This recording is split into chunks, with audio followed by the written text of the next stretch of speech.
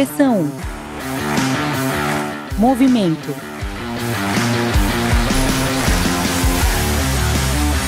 Conexão. Sustentabilidade. BASF for Mobility. Juntos em direção a um novo futuro. Oi, povo, tudo bem? Está começando agora nosso primeiro episódio do videocast BASF for Mobility, uma iniciativa da Divisão de Soluções Automotivas da BASF, que visa discutir o futuro da mobilidade com importantes nomes do setor. Eu sou a Cris Amaral, jornalista automotiva, e para mim é um prazer estar com vocês durante todas essas conversas. Nosso primeiro episódio vai abordar a descarbonização do transporte com o uso de novos materiais. Mas o que isso quer dizer? Em um cenário de mudanças climáticas, a necessidade de descarbonização das indústrias em geral se tornou muito latente. E a indústria automotiva não foi diferente. Empresas têm revelado metas de carbono zero e também iniciativas de inovação para atingir produtos finais mais eficientes, além de socialmente e ambientalmente mais responsáveis. Mas de que forma a cadeia de novos materiais pode auxiliar nessas metas? Para auxiliar nessa discussão, eu convido o conselheiro de Tecnologia e Inovação da SAI Brasil e superintendente de Estratégia e Transição Energética da BH, Camilo Adas. Seja bem-vindo. Obrigado, prazer em estar aqui. E conosco também, nessa conversa, o vice-presidente sênior de Químicos, Produtos de Performance e Sustentabilidade da BASF para a América do Sul, Antônio Lacerda. É um prazer receber você, Lacerda. Obrigado, Cris. Um prazer para falar com vocês todos aqui, todos e todas. Então vamos lá, nosso videocast, no nosso primeiro papo. Camilo, diversas montadoras têm apresentado iniciativas de descarbonização, certo? Estudos apontam que de 10% a 15% das emissões vêm do processo de aquisição de materiais. Então, qual que é a importância de ter fornecedores da indústria automotiva que estejam alinhados nessa cadeia de metas de descarbonização com o desenvolvimento dos novos materiais? Muito bom. Os fornecedores, né, a gente está acostumado a olhar para a indústria automotiva muito pelo topo da pirâmide, pela montadora em si. Mas, como o próprio nome diz, a montadora é só uma montadora. Às vezes ela é mais verticalizada, às vezes ela é mais horizontalizada, mas ela depende da cadeia inteira. A cadeia inteira que começa lá na extração dos minérios, a cadeia inteira que começa no beneficiamento desses minérios e depois, dentro de um processo de transformação, né, os metais, as borrachas, tudo que faz parte daquilo que a montadora monta. A cadeia de fornecimento, todos os fornecedores, desde a hora que a gente está coletando as matérias-primas até a hora que a gente coloca o veículo no mercado, e mais que isso, na hora que a gente leva o veículo para ser reaproveitado, né, quando ele já não tem mais uso, é fundamental. E isso a gente chama da cadeia do berço ao túmulo. Muito importante para a gente discutir a descarbonização.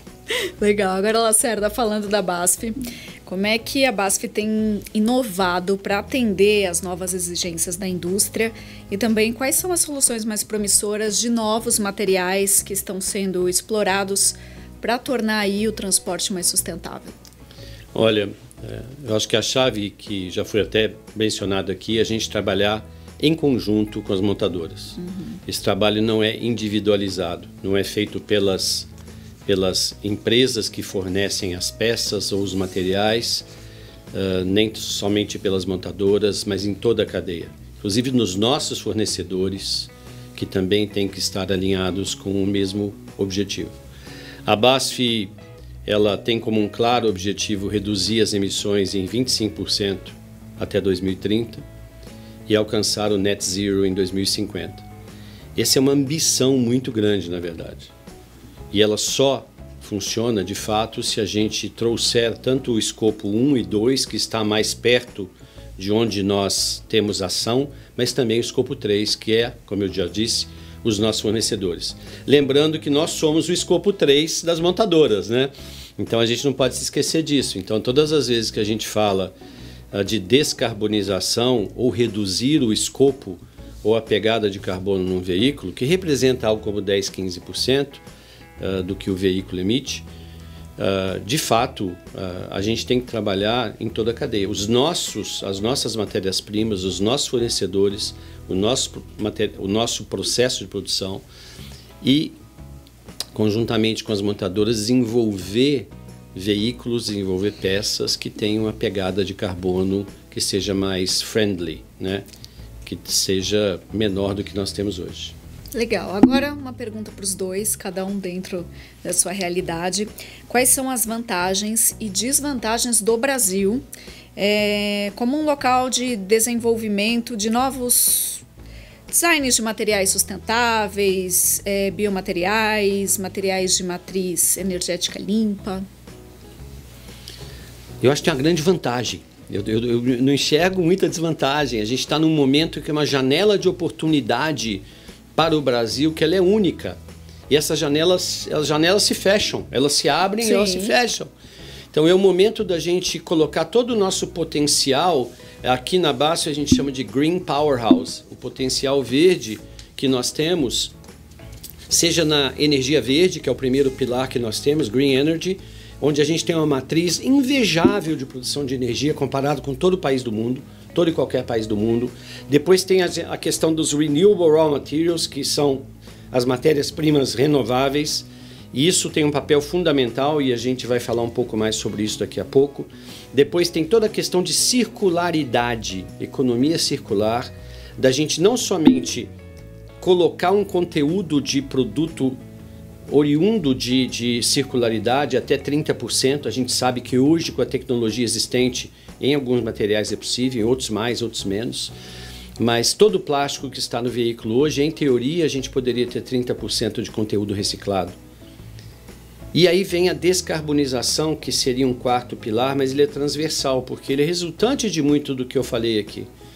Mas isso só funciona se a gente, de fato, como país, como empresas, a gente trabalhar conjuntamente. Fazer com que o potencial do Brasil nesse momento, como um grande produtor de etanol, como um grande produtor de óleos vegetais, de biomassa, fazer com que isso seja utilizado na indústria de uma forma inteligente, de uma forma a aumentar a eficiência e fazer com que o nosso produto tenha uma pegada ambiental, uma pegada social, que vai ser um diferencial no futuro para os mercados que a gente vai exportar e propriamente para os nossos mercados também. Um tema já foi abordado aqui, vários aliás, né, que é a questão da riqueza sustentável brasileira, um país que tem insolação, que tem ventos, um país que tem água em abundância. Então só daqui a gente definiu 3 principais fontes de energia renovável, né, a fotovoltaica, a eólica e a hidráulica.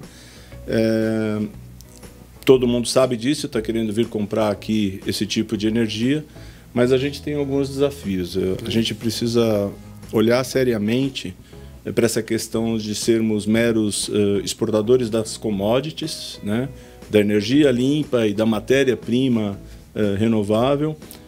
Ter no Brasil empresas como a BASF é fundamental, porque tem capital intelectual, porque tem operação, porque tem vendas, porque traz para cá um dos polos de criação de conhecimento e de produto, beneficiando essas matérias-primas e essa energia.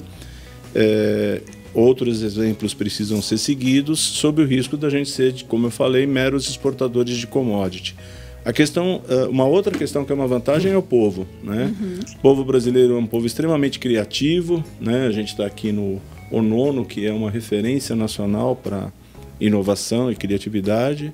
O povo brasileiro é multicultural, a grande maioria das pessoas é fruto de descendência imigrante, de uma miscigenação de raças, e isso traz para nós bastante possibilidade de flexibilizar e de negociar internacionalmente, porém não somos muito bons nisso. Alguns países, alguns centros econômicos, mesmo a própria Europa, definem suas narrativas com base naquilo que é melhor num contexto geopolítico para os seus mercados, e às vezes a gente tem um pouco de dificuldade de sentar na mesa e fazer uma boa negociação política para garantir que haja esse tipo de capital intelectual aqui.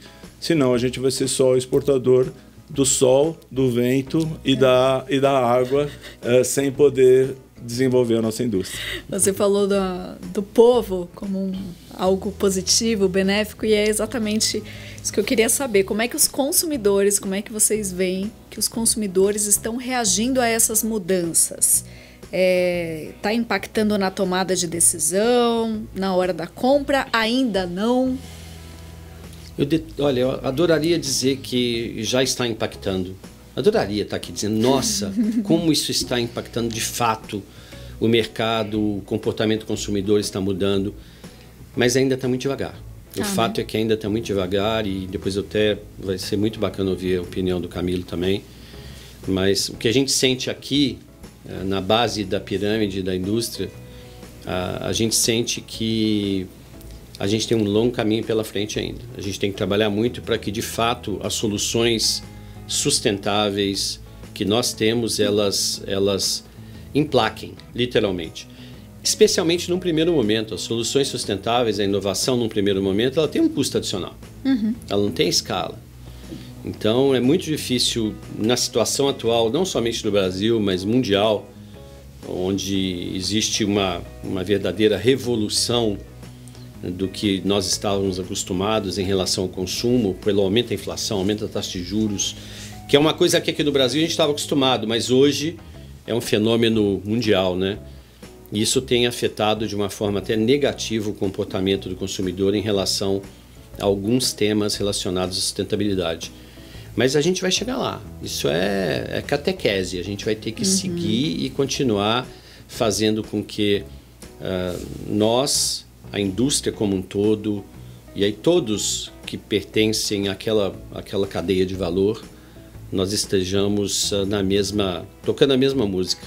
E até fazer com que as pessoas, os empresários e as empresas, trabalhem nisso, como é que eu posso dizer, no valor da coisa, da descarbonização, e não só para dizer que está sendo feito, né? Assim, num geral, acho que é um passo de cada vez, que começa com as empresas, aí os funcionários entendem a necessidade que a empresa está apresentando, e a partir daí leva para casa, para a família, e vai se criando uma cultura de descarbonização. Vocês concordam com isso ou não? Eu vou trazer um outro aspecto, outro vetor, né, da empresa para a família, para o indivíduo, e agora então vou trazer do indivíduo, né, do consumidor, para todo o resto. O primeiro conceito que a gente tem que ter muito claro é que a sustentabilidade se dá no âmbito ambiental, econômico e social. Não adianta a gente só pensar no lado ambiental se não for economicamente viável. Não adianta ser ambientalmente viável, economicamente viável, mas se socialmente o país não puder estar acompanhando. Um país onde a gente ainda tem pessoas que passam fome, um país onde a gente ainda tem pessoas que não têm saneamento básico e que, sei lá, por qualquer questão de segurança não tem certeza se vão viver mais 1, 2, 5 ou 10 anos, não adianta querer discutir algo que vai acontecer de 10 a 20, 30 anos, porque eu não sei se eu vou estar lá, eu preciso sobreviver. Essa questão é básica, é fundamental, precisa ser compreendida. E muitas vezes nós, como membros da indústria, de uma camada social que já está além dessas necessidades básicas, às vezes a gente não tem no radar do business plan. Isso precisa estar no radar do business plan. Meu consumidor final consegue pagar a diferença de preço da tecnologia que vai descarbonizar? O segundo aspecto vamos pegar faixas sociais que tenham tanto a consciência, tanto a intelectualidade quanto o poder aquisitivo. Esse cara provavelmente, né, vamos considerar 46 milhões de carros de passeio, dos quais 70% são flex. O Brasil está produzindo veículo flex há 20 anos, ou seja, qualquer um dessa camada social que eu falei pode deixar de comer 2 pizzas, talvez 3, dependendo do preço da pizza, para no final do mês colocar etanol.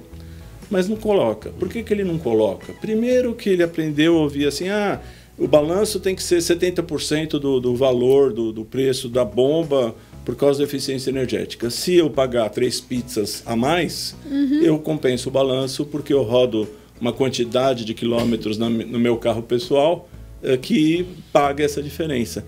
Só que muita gente não tem essa consciência. Eu tenho parentes extremamente intelectualizados que me vêm trabalhando com descarbonização há anos, A gente debate isso comendo pizza, mas na hora que a gente pergunta assim, e você está pondo gasolina ou etanol no seu carro? Poxa, mas então se eu puser etanol eu vou ajudar? Até por falta de consciência, por falta de percepção. Então, nós temos que trabalhar muito a divulgação, você como jornalista, o que a gente está fazendo aqui. A gente bate na falta de conhecimento. O marketing, porque as pessoas não percebem. E a gente está num momento, nesses dias, a gente tem enchentes pesadíssimas no Rio Grande do Sul, uma catástrofe acontecendo na Líbia. Eu não estou falando do mês passado nem do mês anterior, estou falando desses dias. Dias. A gente está vendo as coisas acontecer, mas não está caindo a ficha. Então o consumidor final precisa...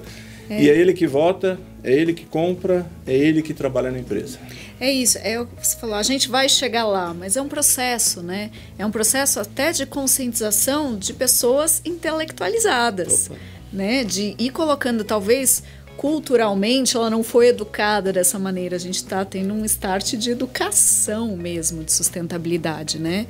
Algo que vai ter que ser passado para a próxima geração e para a próxima, e talvez a gente vai chegar lá nos próximos momentos. Infelizmente, está mais devagar do que a gente gostaria que estivesse.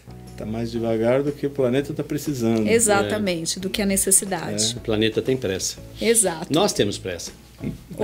Somos os habitantes desse planeta, afinal de contas, né?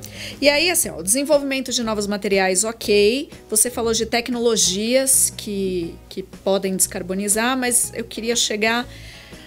Como é que a gente pode fomentar a circularidade da cadeia de produção e diminuir os impactos dos materiais utilizados? Quais outros meios? Posso começar? Por favor. Olha, tem alguns caminhos que nós já estamos trabalhando junto aos nossos clientes, as montadoras.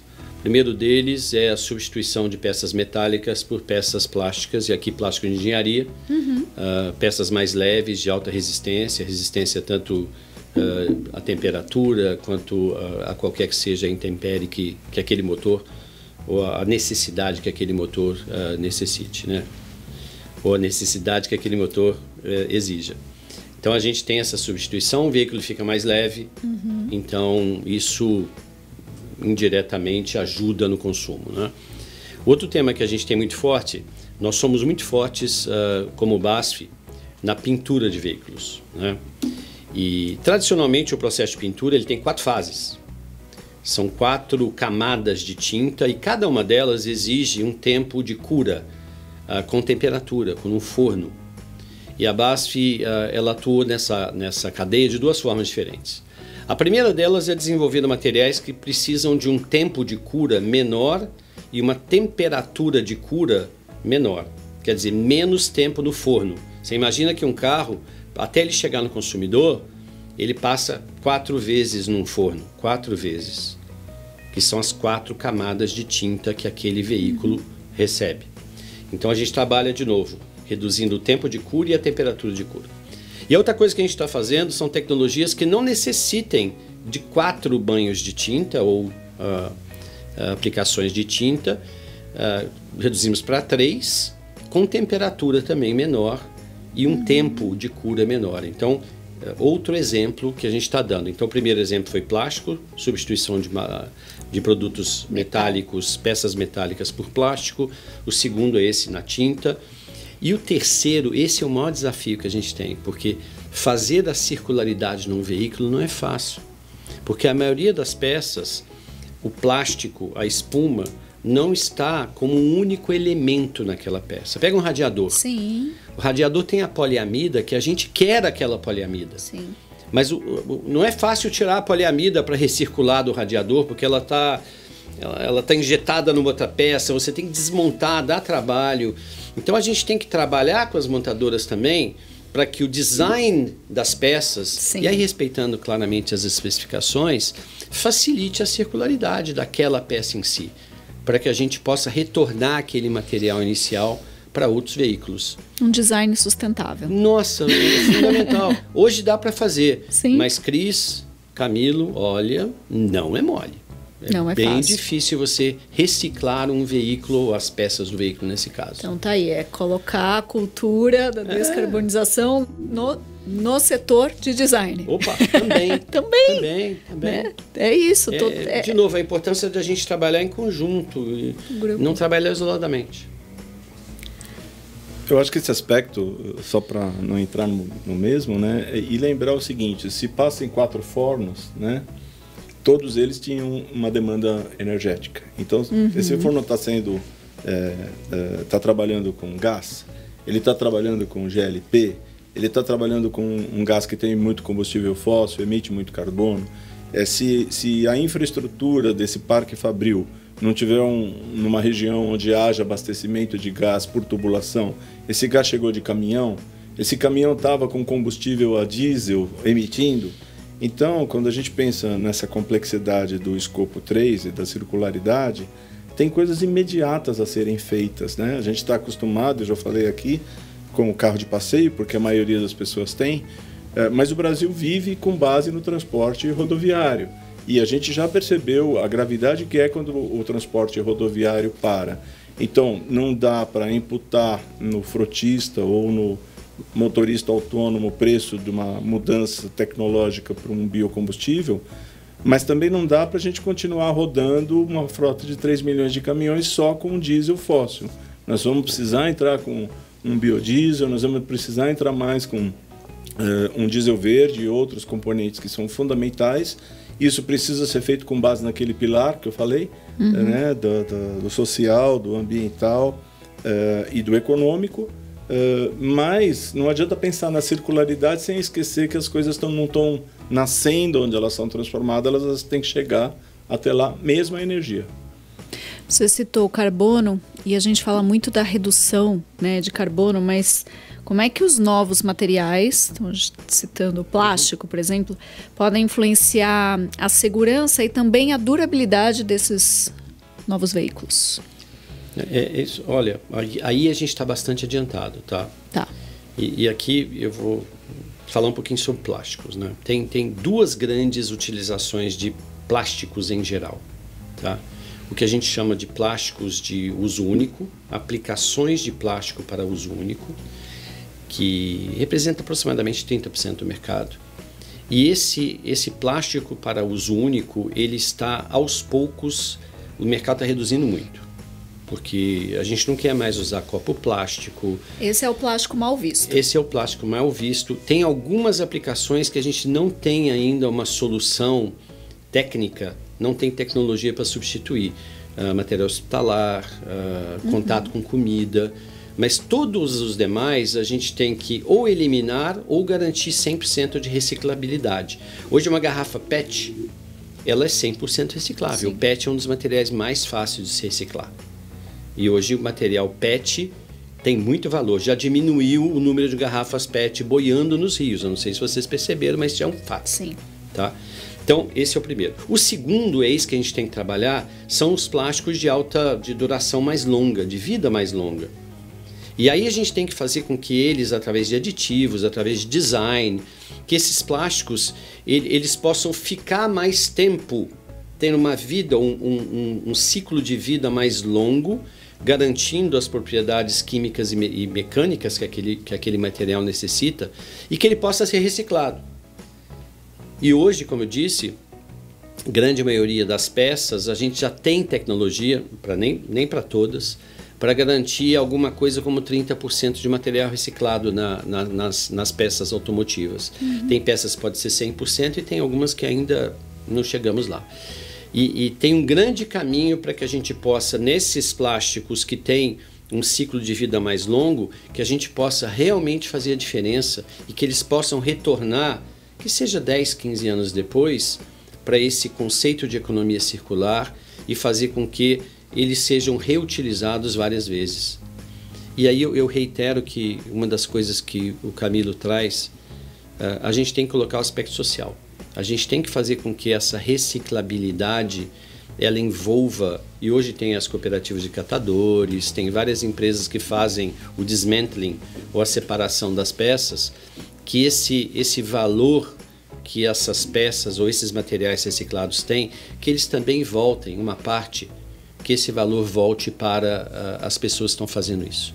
Para a gente realmente ter um impacto social positivo e reduzir essa desigualdade social que existe no nosso país. Muito legal, assim, você conseguiu me dar uma aula de plástico, me fazer entender, quando eu vou num lançamento automotivo que apresentam ali que o carro é com materiais reciclados e recicláveis, e aí a gente fica analisando o carro, essa peça aqui, e fica tentando pensar da maneira como é, até essas diferenças de plástico.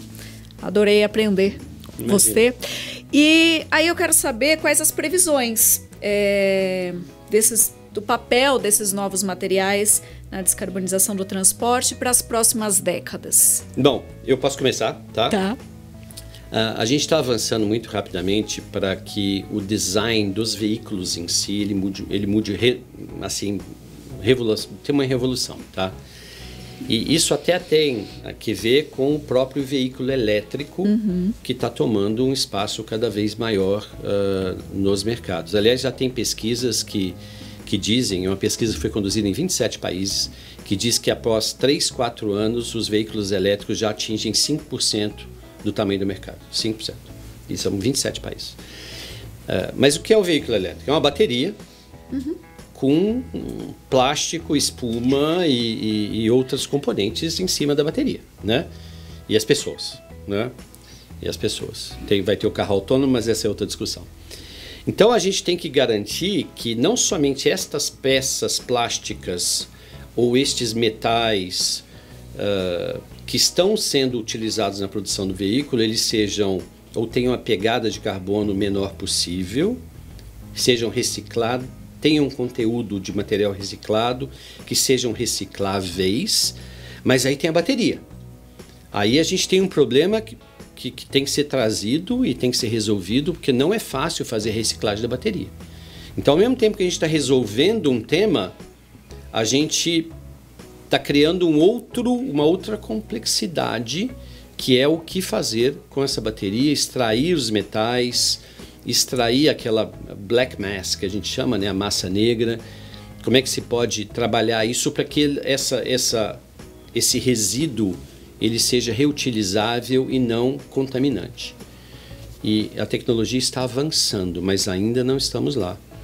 Então, eu não sei se me fiz claro aqui, mas a gente tem um grande desafio, porque à medida que a tecnologia aumenta, à medida que o consumo ou a venda de veículos elétricos aumenta, a gente tem que trabalhar com outras complexidades.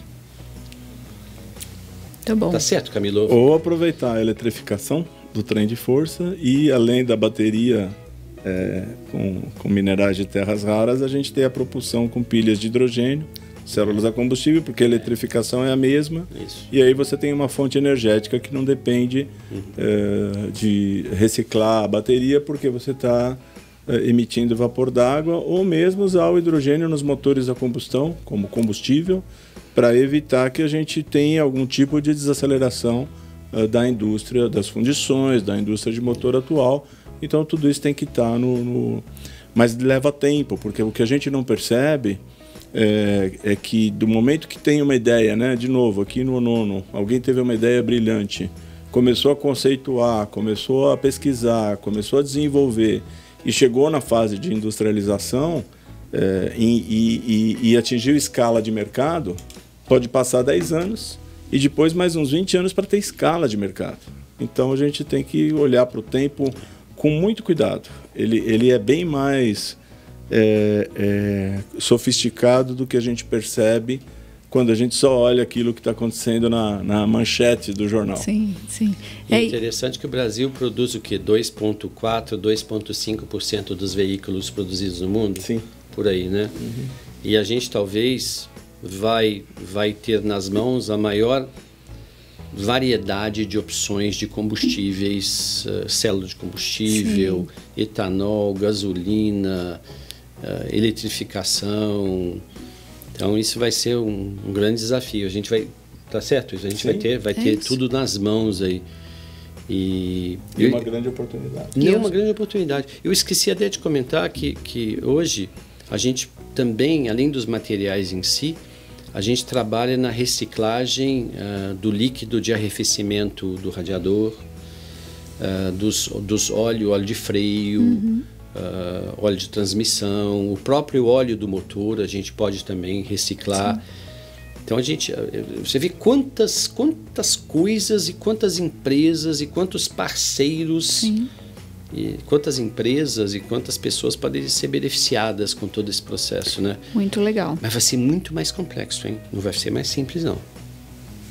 Eu aproveito até a deixa para dizer que esse é o primeiro videocast, mas nos próximos episódios a gente ainda vai discutir bastante as novas, a variedade de energias limpas, as diferentes alternativas, falar bastante de hidrogênio. Então aproveito aqui para falar para o pessoal, garantir audiência nos próximos também e perguntar se vocês querem deixar mais alguma mensagem, alguma colocação, porque a gente já vai chegando ao final do primeiro videocast. Do meu lado, só parabenizar a iniciativa e agradecer, porque eu acho que isso aqui é muito importante.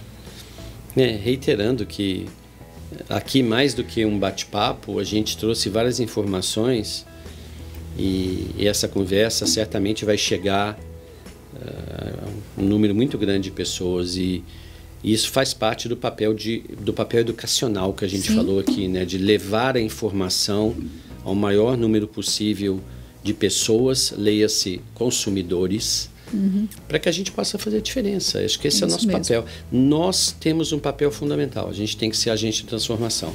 E aqui estamos. É isso. E mesmo trabalhando no mercado automotivo aí há 10 anos, eu agradeço vocês, esses 30 minutos de conversa e todo o aprendizado que eu tive. Obrigada mesmo, foi um prazer conversar com vocês. E obrigada também a quem nos assistiu. A gente termina essa nossa primeira conversa, primeiro episódio da série BASF for Mobility. Lembrando que no YouTube da BASF, logo mais a gente vai ter outras conversas, outros episódios, falar sobre muitos assuntos, mas tem um link que vai aparecer aí na tela também, que vocês podem saber um pouco mais sobre soluções automotivas da BASF. E a gente se encontra em breve. Até mais. BASF. We create chemistry.